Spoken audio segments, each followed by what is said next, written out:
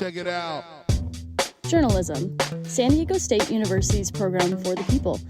It's a study dedicated to storytelling and pursuing the truth. Welcome to Where You At, a podcast where we take you inside the work of former students from the School of Journalism and Media Studies at San Diego State. Our goal is to show you the success of our alumni, inspire students with the stories, and connect students and alumni on the path of journalism and success. Now, here's your host, Rami Alarian. Hello, listeners. I am so happy to be here today. We have a monumentally unique guest. From here at SDSU to interviewing Hollywood stars, an Emmy award-winning news producer, a digital producer at Access Hollywood, and the founder and CEO of her own coffee company, Navarro Coffee Co. Are you kidding me? Please give a where you at welcome to Emely Navarro. How are you? Hi. Wow, that was a great introduction. Oh my God. Tell me about your time at SDSU. It was honestly, a time was had. It was a really, I look back at those memories very fondly. Honestly, I love my time at State. I was very, very involved in the journalism department. I am a Virgo and an overachiever, and I think that was very much the energy I was giving off when I was at State. But it was very fun. I loved it. Well, first of all, happy birthday season, by the way. Thank you. Because we're recording this then. And why did you choose SDSU in the first place? I always knew I wanted to do journalism. I always, maybe since I was in middle school, I was like, I need to work in entertainment news. And so as I got into like high school and stuff, I did broadcast classes and I did the newspaper and did some of that stuff to figure out like, oh, is this really what I want to major in? So by the time college apps came, I was like, for sure, I'm doing journalism. And I'm from LA, the San Fernando Valley. And I knew that UCs didn't really have not that they didn't have good journalism programs, but UCs kind of lumps it all together as comm majors.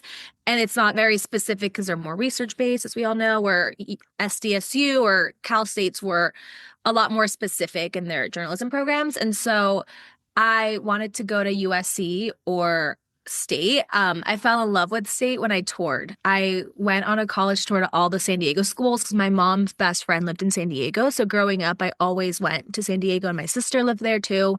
And she also went to SDSU. So I always had a dream of like going to school in San Diego. So when I was touring the schools, I was like, I hope I like one of them. And like UCSD wasn't my vibe. University of San Diego wasn't my vibe. And when I went to SDSU, I like fell in love with it immediately. So I applied, and then the rest is history. Hallelujah. Well, Yeah. That sounds wonderful. Similar thing for me, too. SD schools have a little twinkle to them. They do. They really do. They're just so cool and special. And the beach, the weather. Exactly. Oh, well, what kind of stuff did you get up to during your time at State? I pretty early on, I got really involved in the journalism department. Mm-hmm. Part of that is because I don't know if they still do this, but when I was applying to be in like a dorm, they asked you if you wanted to be in a learning community. And so I said yes. And one of the options was like a journalism, like learning community / floor. And so I got put in Olmeca, lovely Olmeca. And I was on the journalism like side of the floor. And I was one of like, I think the 2 or 3 kids that was journalism. There were like PR people, and then the other side was like music. But because I was in that journalism like learning community, we had a class with the director of the journalism department. It was Balin Shaw at the time, so she's since left. And she really encouraged all of us to get involved really early. And so that's where I discovered the Daily Aztec and KCR. So I didn't get into KCR, I think, until maybe like my sophomore year, but I did the Daily Aztec right away. And everyone was like, you should do news. So I started with news. I think I was like one of the 3 freshmen or maybe 4 writers, like freshman writers my freshman year. And I was bad. I was not good. That can't be. but I fell in love with it and I really wanted to get better. And my first news editor, David Hernandez, was great. He was so patient. And yeah, I fell in love and I like met my people. And then sophomore year, I got promoted, I guess. I don't know if you can say that, to senior writer.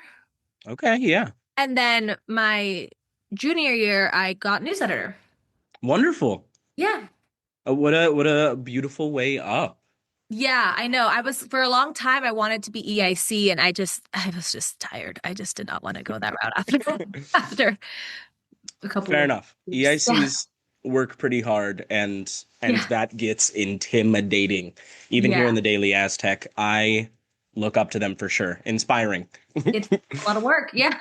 It is, it is. Well, how did your time here at SD? Well, actually, let me ask what your KCR show was called. Do you remember? Oh my God. I don't remember. I know, you know what? I did do KCR my freshman year because my co-host, his name was Alan. And I don't remember what we talked about or what we did. But it was wonderful. It was a good But time I at liked least. KCR. Yeah, I really did. And a lot of people at the Daily Aztec also did KCR. So it was just nice to like know the same people. And KCR is so fun. And like, I don't know, at the time when I was in school, the Daily Aztec took itself really seriously. And it was like just a whole beast. And KCR was more fun. Yeah, yeah, fair enough. Like it was still Reasonable. serious, but everyone was just more chill and like not too type A about it. And the Daily Aztec have a different vibe. So it was nice to have both. No, absolutely. It's yin and yang still on this campus, I would say. Yeah. Well, Yeah. how did all these experiences at SDSU kind of lift you up after SDSU? How did it help out? It really, honestly, like, I think from the beginning, just kind of finding my community, because I didn't do Greek life, like, that wasn't really my vibe. And like, Hmm.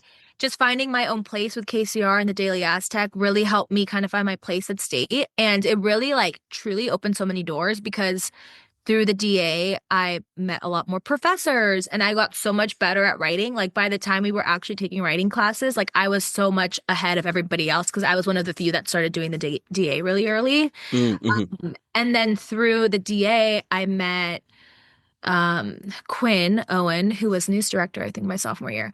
And he did KPBS.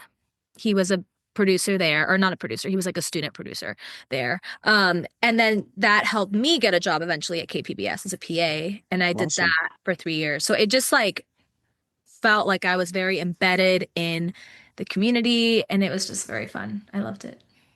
Yeah, that's awesome. So fresh out of state, you were at KPBS for a while. What did your production work look like?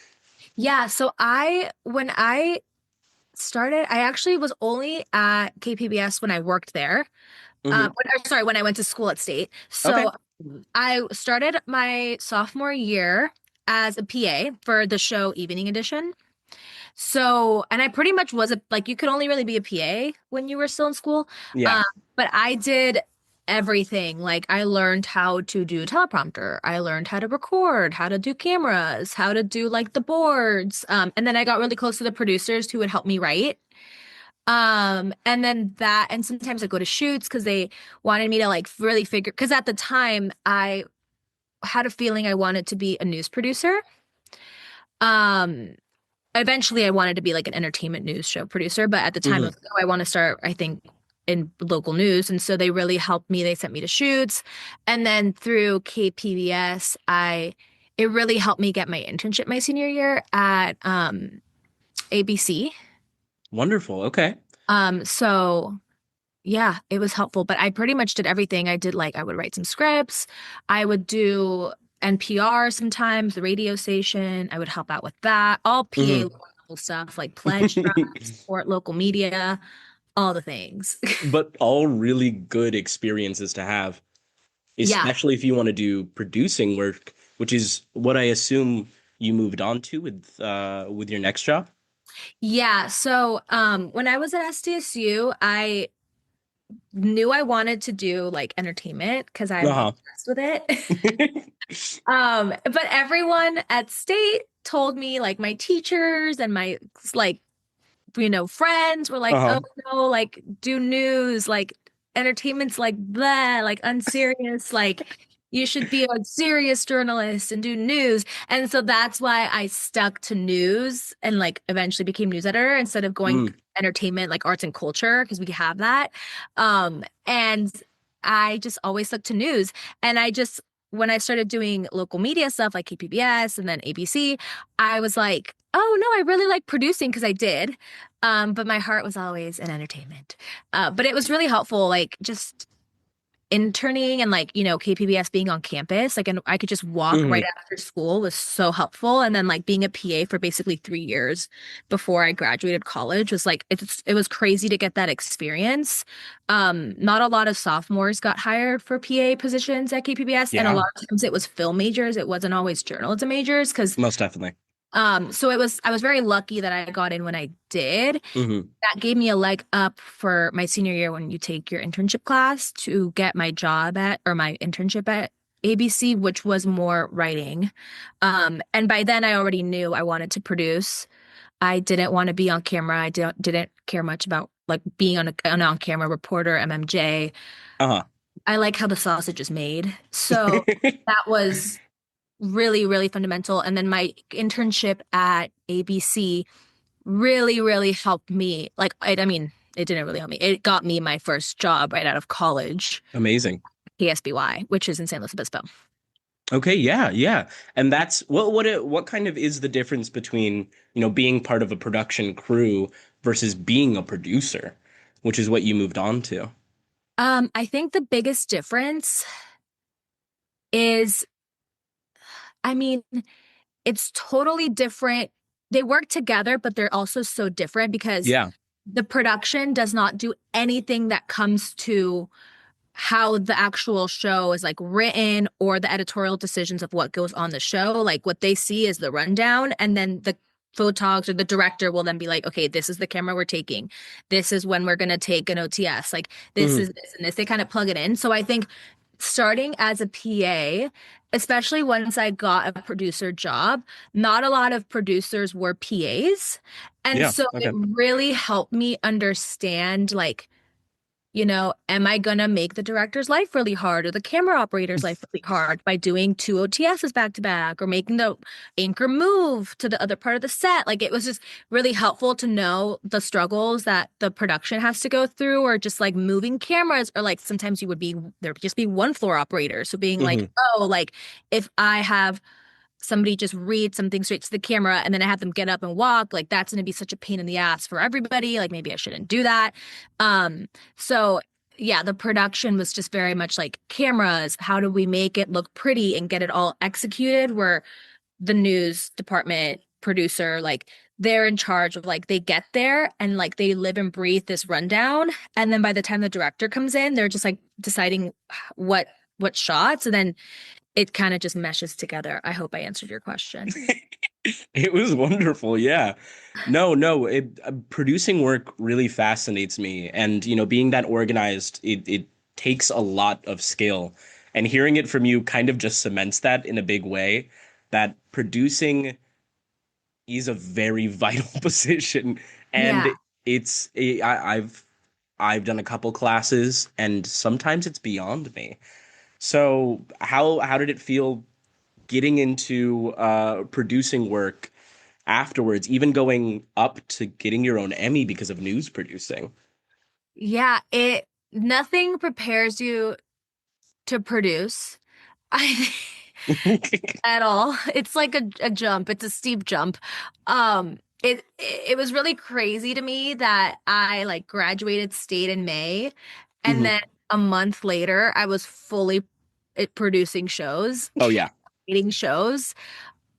That I was like, I don't know how they trust me to do this right now. I just graduated college. But I mean, the internships help because I was writing, but I went to a really small market, and I think things are different now, where I think it may be a little bit easier to get into a bigger market from the start. But I think like San Luis Obispo, Santa Barbara is like, God, it's like market like 80 or something. Like it was not like, a top market. Yeah. beautiful place to live though. But because of that, like they didn't have writers because they didn't have the budget. So like if Uh-huh. I would have gotten a job at a San Diego station, I would have been a writer for like a year or two and Hmm. got used to the speed of writing and like turning things over really quickly. And then somebody would have checked everything and like I would have learned more how to set up a rundown and the like formulating the show and all that. Hmm. But small market, they're like, here you go. Have fun. They train you for a month and then boom, the wheels are off. So it was really, really hard. A lot of tears, a lot of late Oh yeah. nights, a lot of like, why am I doing this to myself? But that's Uh-huh. how you learn. Yeah. As traumatic as it is, that's how you learn. And there are people to help you. Like I was not alone at KSBY. There were so many people that could help Amazing. me. But yeah, it was a steep learning curve. And it was really just like writing super, super fast, which the DA helped me and my internships helped me with that. Uh-huh. And like writing super short and like Hmm. factually correct. Like what do they need to know in 30 seconds? Make sure it's all legit and correct. And I'm not making anything up. Next story. So you're saying in the end, it was all good for you. They threw you in the deep end and you adapted. Yeah, you kind of have to adapt. You don't have a choice. I literally was at KSBY for like a year and 7 months, and I produced every show. Like not just me, Oh like my all the God. producers there. Like it Yeah. was not just it. We all had to learn how to do the morning show, and I would do it sometimes, and then the next day I'd do the evening show, and I worked Hmm. weekends. Like, or there were days where there were fires, and you'd work like 10 hours in the booth or 12-hour shifts or election. It was just like Yeah. literally a chaotic hot mess. And that is why I left. Fair enough. Well, flash forward to the present. You're Yes. doing even more of what you want. Yeah. Producing for entertainment, pop culture. You know, you have a clear passion for pop culture. Obviously, where did it all come from? It's gonna sound really corny, but Oh, I I can't wait. vividly remember being way too young to watch like E! News and watching like Britney Spears shave her head, God bless her, and like Hmm. Paris Hilton and Lindsay Lohan getting arrested and like the 2007 era. Again, way too young to be that into it, but it just like captivated me. And it Really? was like, I want to follow along. And it just became of like me being up to date with it. And then as I got older, I was like, no, I want to work in entertainment news. And I just Uh-huh. like loved, I just loved it. And I'm from LA. And so I don't know, but it was, it was crazy. Like I didn't expect to go into local news. Like that's something that kind of just happened. I feel like I listened to people who were right because Hmm. even though I knew I always wanted to do entertainment, so I would say listen to your gut. Yeah. Wouldn't have gotten the experience I got if I didn't work at KSBY or if I wasn't a PA and came from local news. Like I think my Emmy award is fundamental for, like it really helped me get an interview for my current job. Um, and it just like kind of gives you an edge when you're Hmm. it's also like entertainment's a big market like Yeah. it's LA or New York, and so it's very hard to find producers that have Emmy awards. Like I'm the only one on my team that has one, even though it's a regional Oh one, it's not a my. daytime one. But it's just harder to get it when you work in local news. A lot more people get Emmys because it's Yeah. small markets. It's you have more opportunities. You're not Hmm. competing with like people that have huge teams and giant productions, Hmm. budgets. So it really helped me, but it was hard after KSBY. I left the industry completely. I worked in advertising. Hmm. It was during that like year break because I just wanted to get back to LA. It was during that year break that I won the Emmy. So I had left KSBY, but I produced the newscast in September 2019. Uh-huh. And then the next year, like Emmy year, I won it in June 2020. And then I got my job at Access Hollywood April 2021. So it was like also weird because I was like, I like left the industry and now I'm getting this, which is like literally my biggest dream ever, like to Yeah. get one. And then it just helped set me up for this job that I have now, which is like my dream job. Aw. What a nice story. I mean, how did it feel to get the Emmy, especially for something that, you know, was just a stepping stone, but was still so serious because you produced a pretty serious story about a tragedy. Tell me about that. Yeah, it was very it feels weird to be rewarded for something that is so tragic. Uh-huh. But I think that happens a lot in news. Like, people get Pulitzers or Emmys for stories that typically have a tragic beginning and end. Hmm. Um, but I was really like at my wit's end and a very dark time for me at KSBY of just like feeling really burnt out with my schedule. And there was just a lot of sadness going on in the news. And so Hmm. when this story happened, I won for the Conception Boat Fire, which happened in September on Labor Day weekend, actually. So it's the anniversary Wow. of that tragedy coming up when we're filming this. Hmm. Um, I actually think it's today. It was September 4th. You're Um, kidding. I think it was actually today or yesterday. We picked it too timely. Yeah, so it was it was a boat, a diving boat caught on fire in the middle of the night, and Hmm. only two people survived from that boat. Everyone, sadly, the boat caught on fire. Yeah. Everybody else died. And it was like one of those things where like that's such a bizarre situation Hmm. when you are producing the show. Everyone's just trying to like figure out how to be respectful and Yeah. mindful. And it was really far away. Like we were in San Luis Obispo, but this happened in like off the coast of Santa Barbara. Mm-hmm. The producers were really stressed, and like no one thought like we're going to produce an Emmy Award winning newscast today. Like everyone was helping each other out, and we were just trying to get something on the air. Hmm. And then when I left KSBY almost a month after I produced that show. And then I like moved to LA. And when Emmy season was coming up where you like apply to get nominated, I was talking to like the news director because we were still friends. And I told her like I'm gonna apply. Um and so I applied myself. Like the station didn't pay for it. I paid for it myself to apply. And then it was kind of like me shooting my shot. Like it wasn't the cleanest newscast of my life. Like I think it was a great newscast. I watched it back and be like, oh my God, it was great. There's things that could be better. But it was kind of like, oh, I'm gonna shoot my shot because Yeah. at this point I'm not even working in entertainment or journalism or anything. And so like Hmm. this might be my only opportunity to maybe even get nominated. And like no one can take that away.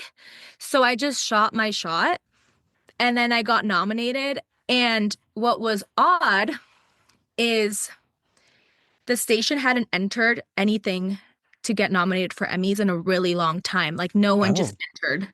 So I was the first in a while to just shoot my shot and enter and get nominated.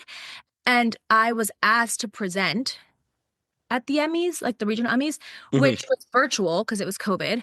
And Yeah. I thought that was really strange because I was like, why would they ask a producer who doesn't even work in the industry to present? I think I won because that's the only reason why. But I didn't know at the time. I just knew I got nominated. And Hmm. I knew people on the board because of my jobs at KPBS and ABC in San Diego. And they're the same markets or Hmm. same like, regional Emmy situation. So I was like, this is so weird. And then when I won, I was like, what the heck is happening? It was like very, very bizarre and strange because I wasn't in the industry anymore. Hmm. But like dreamt of winning an Emmy my whole life, which also sounds kind of silly because I was 22 at the time. So I wasn't even like old to be like, I've worked my whole life for this. And I only worked for a year and a half in the industry. It was just so weird. But I was with my parents and they were like, why are you crying? Like they didn't put two and two Oh. together. They thought I was crying because I lost. But I was like, no, I won. I'm so happy. It was very, very strange. But very happy, but also sad because of the tragedy. Yeah. Mixed feelings. Bittersweet for sure. And it's amazing that you saw the value in that story. I mean, good on Yeah. you for putting it out there because I feel like that's something people would often shy away from.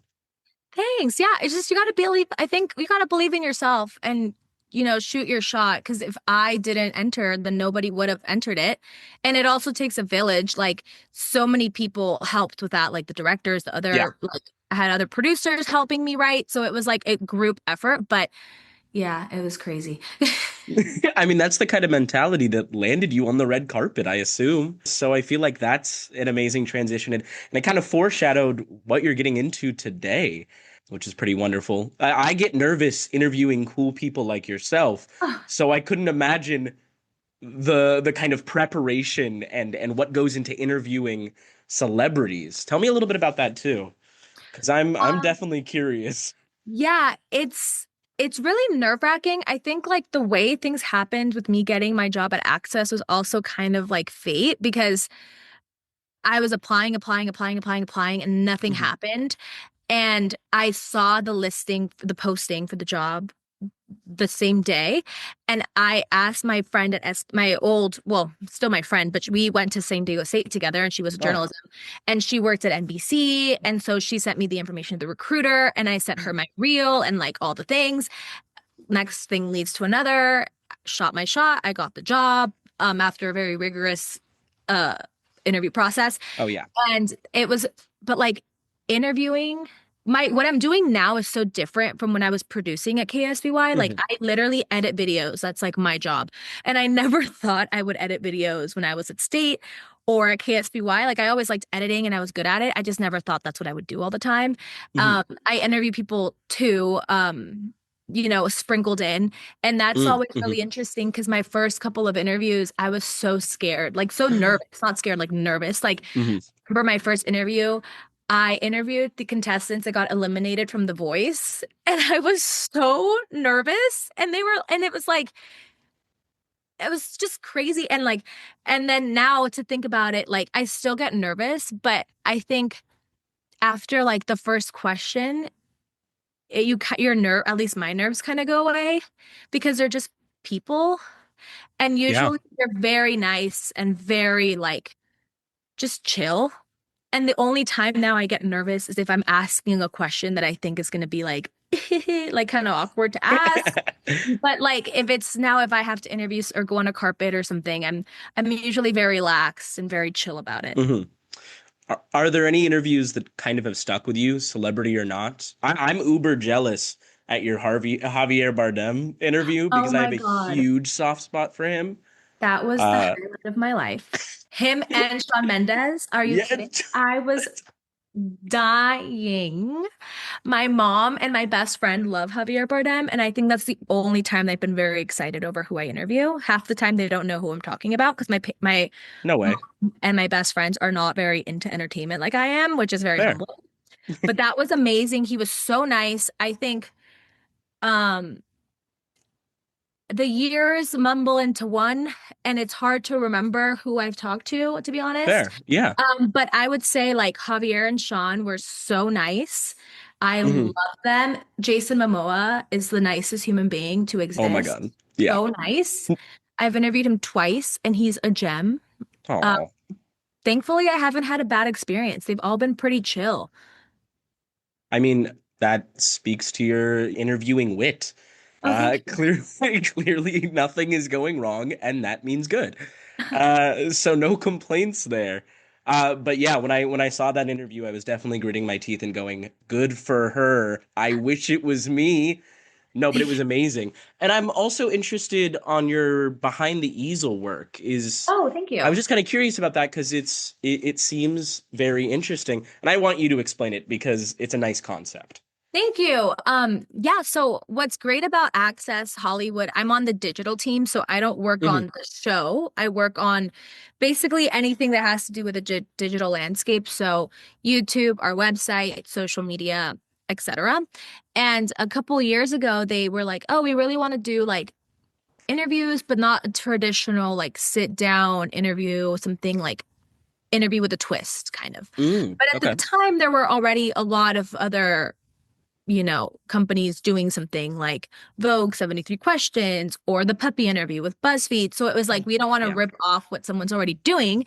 And I was just like thinking like, oh, what's cool? What's cool? And I was like, oh, painting and sip is so cool. And it's like in and no one's really doing that. So it started as a paint and sip. But then we're like, some people are sober, so we don't want to like them to feel like they have to drink alcohol and it might be harder with an alcohol. So then it just evolved into being to painting. And so it's called Behind the Easel because it's about the person behind the easel, and they're pretty much I'm interviewing someone off camera while they paint, and it's been super fun. I loved it, like coming up with the concept, pitching it to like Hmm. the execs, getting it approved, booking, Yeah. like all of that has been so amazing and it's so fulfilling because it's also different from like my day to day. Like normally every day I'm making news videos, which are basically like instead of reading an article about what Zoe Kravitz is doing, we're making a video version of that. And Got so it. that's a lot of like I'll write the script, which is like what I was doing at KSBY, right? Like I write a script and then I track it, get it approved, and then I edit it, the whole thing, like everything you see, I edit it, and then we publish it. So it was just a different pace to do like more sit down interviews. Hmm. Um, and it's fun. Like I get to really stalk the person and really figure out like what are fun questions I can ask them. Hmm. Hmm. And I edit it all myself too. So Oh, everything you wow. see from behind the easel, from like the questions to the edits, like everything is just it's just me. I mean, I have help. Like people on my team are helping me film it and giving me suggestions, but like it really is me ultimately editing it. But it's been really fun. We've had some great guests. We have other great guests coming. We've had Victoria Monet on it, Maren Morris, Olympic gold medalist Gabby Thomas. So it's been like so fun. Thank you for asking. Yeah, of course. I mean, it's nice to see your kind of like thought child go to completion and grow up and become this big thing. Yeah. Something that you were kind of talking about that you don't often get to do. So it's a unique part of your already versatile job. Yeah. So I mean that must be pretty exciting and complete control over it is Yeah. God, I mean, yeah, that's Speaking of that, complete control and different from what you usually do. Before we wrap up, I wanted you to plug your coffee company, of Oh, thank course. you. Thank you. Yeah, I know it's a pivot. I never thought I would do have a business and then it would be a coffee business. Yes, I launched my coffee business, Navarro Coffee Co. in 2024. It's weird because I never thought I would do it, but it also feels like I was meant to do it my whole life. My parents own a Oh. coffee farm in El Salvador, and so I've been around coffee my whole life. I just never gave it too much attention. And then as Hmm. I got older, I started being really into like drinking coffee because Hmm. of caffeine. And then I got Of into course. really liking the taste of coffee. And then it evolved into something I was passionate about, which evolved into a business. So Hmm. it's been really fulfilling because I have complete creative control of that. You know, um, it's just really nice. It feels like a homecoming. All the coffee I sell is from family-owned farms in El Salvador. And I meet with the farmers, I go to the farms, I import it here, roast it in LA, and this October I'll officially start selling coffee from my parents' farm. So it's just been really fulfilling and beautiful, and I feel like it's put me I've always felt very connected to my Salvadorian roots because I would go back every year. I lived there for several years, but it's just connected me to my Salvadoran roots in a way I never would have thought. Um, and it's connected me with nature and it's just teaching me. I miss learning. Like going to school is like, can I graduate? Like I don't want to learn anymore. And then you're out Aw, of school for a while and you're like, I want to learn. So it's just very, very fulfilling. that is absolutely incredible. News producer turned Hollywood producer turned coffee extraordinaire. Let's go. Yeah. Um, as we wrap up, I just have a couple last questions. Are there any major moments that kind of led you to where you are that we haven't yet covered? Oh, sweet, we hit them all. Yeah, no, I truly think like I think yeah, you really did hit them all. Like SDSU was really great. Like it taught me so much and Mhm. yeah, no, you hit them Is all. there any piece of advice that someone has told you or that you've overheard that helped you on your journalism career? I think my biggest advice is do what's best for you and always shoot your shot. I think when I was in college and younger, I was very easily convinced or persuaded to do other things. And, it led me to where I am. So no regrets at all. But I think like do what's best for you and always look out for yourself, because at the end of the day, it's your career. And take everyone's advice, listen to it, and then hold on to what best aligns with what you want for yourself, what aligns with your character, and what's going to help push your career forward. So just listen to your gut, always ask for more money, and shoot your shot, because truly, like, a lot of these things would have never happened to me if I didn't believe in myself. Like, if I left KSBY and I was like, I think that newscast was cool, but I'm not going to enter it for an Emmy. Like, I would have never gotten nominated and I would have never won. If I would have not reached out to the recruiter for Access Hollywood, I would have probably not got the job. So it's just like, shoot your shot, believe in yourself, and don't give up. Amazing. And I always ask this last question. Is there anybody at SDSU that was in the JMS program that you think I should talk to? Yes, Alex Piscatelli. Okay, deal and done. Or Will Fritz. Alex Piscatelli or Will Fritz. Wonderful. Yes. Thank you. Well, you heard it, folks. Reach for the stars, interview Hollywood stars, and keep sipping coffee. Thank you so much, Emily. Thanks for listening to the Where Ya At podcast. This is Devin Watley from the class of 2021. Thanks to Martine Marine for creating the music you're hearing right now, and Alex Piscatelli for her work on the podcast name and artwork on social media. And a reminder to SDSU alums, we really want to know where you at. Tell us about your career. Get involved in the school. There's many ways you can do this, from donating your time or money, mentoring students, to even speaking in classrooms, in person or on Zoom. Your work can help us grow the program and create more opportunities for our students to succeed. Again, thanks for listening. Subscribe to this podcast. Tell your friends. Recommend us a future guest. And go Aztecs.